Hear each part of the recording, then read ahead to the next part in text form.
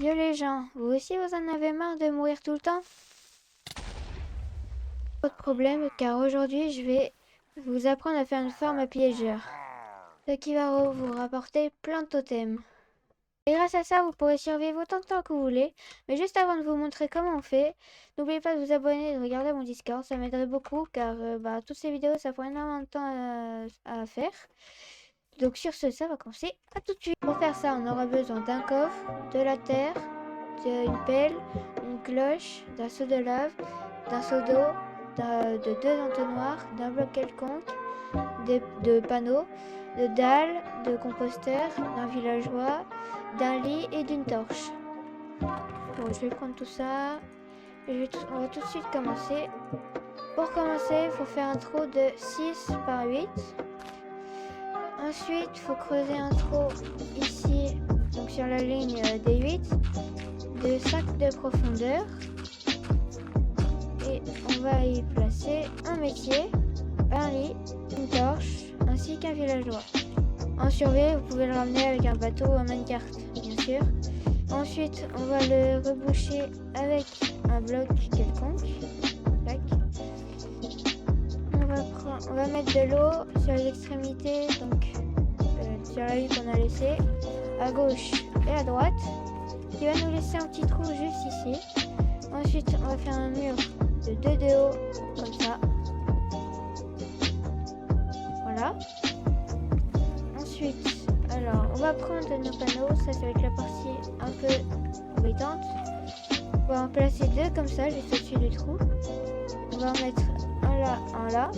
Donc moi, ça, ce que je suis en train de faire, c'est un peu rien. Parce que je pense que ça marche pas. Mais normalement, ça c'est censé marcher. Hein. Ensuite, vous allez placer un panneau sur l'extrémité juste ici. L'autre, pareil. On va mettre une dalle juste au-dessus. Tac, tac. Et ensuite, on va mettre de la lave, je pense que vous l'avez deviné, ici. Vous pouvez en mettre qu'une seule, ça va couler. Ensuite, on va creuser un trou de 27 de profondeur. Ensuite, ici, on va creuser une petite salle. Bon, il n'y a pas de précision, hein, c'est juste une petite salle. Tac. Et ensuite, on va faire une porte de sortie, bien sûr. Donc là, moi, je vais la faire avec un seau d'eau. Parce que l'avantage, c'est après, on peut la faire avec des échelles et une trappe. Mais moi, je le fais avec un seau d'eau, comme ça, les mâts, de toute façon, ils peuvent pas rentrer. Oui, bon, par contre, il faut mettre un panneau ici, parce que sinon, c'est cool, j'ai oublié. Voilà, là on a un petit ascenseur. Alors ensuite, pour récupérer tout ce qui va tomber, on va mettre un système de récupération.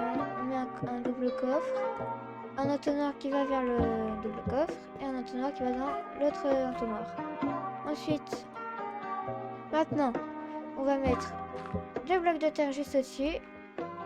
Et avec la pelle, on va venir faire un bloc de chemin. Comme ça, avec notre épée, on va pouvoir les taper. C'est ok. Et ben, ah oui, si. Alors, juste, on va mettre une cloche qui va vous servir plus tard. Je vais vous expliquer après. Et normalement, j'ai rien oublié. Voilà. Ensuite, il n'y a plus qu'à trouver un pillager au poste ainsi qu'un petit pillager comme ça, de le tuer et de récupérer l'effet bas domaine. Juste à gauche, c'est marqué dans 10 secondes. Donc, on va vite aller en bas et plus qu'à attendre que... Pourquoi il y a autant de chauves-souris là? Peut-être pas mis de torche. Donc, les gens, c'est des piégeurs. Voilà, là vous pouvez les taper. Et je vais vous montrer donc l'utilité de la cloche si vous la faites sonner. Là il y a un petit bruit et on voit les piégeurs à travers les murs. Donc les gens, sur ce, c'est la fin de cette vidéo. J'espère qu'elle vous aura plu, qu'elle va vous être bien utile quand même, parce que c'est un peu le but de la vidéo tout simplement. Donc, et ben, n'oubliez pas de vous abonner parce que je le répète, mais ces vidéos ça prend pas mal de temps à faire, à monter surtout parce que moi je suis toute seule. D'ailleurs j'ai une flèche dans la tête. Bon, bref. N'oubliez pas de vous abonner encore une fois et sur ce, je vous dis adios